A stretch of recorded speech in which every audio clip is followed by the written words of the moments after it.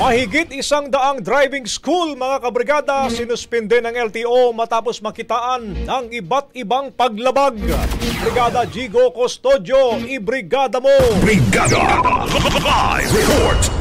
Nasa 107 driving schools ang sinuspinde ng Land Transportation Office sa loob lamang yan ng 2 linggo matapos makitaan ng iba't ibang paglabag. Matatagpuan namang ito sa National Capital Region, sa Central Luzon at sa Calabarzon. Ayon kay LTO Chief Asek Vigor Mendoza, karamihan sa paglabag ay no-show at hindi pagsunod sa tamang theoretical driver's training.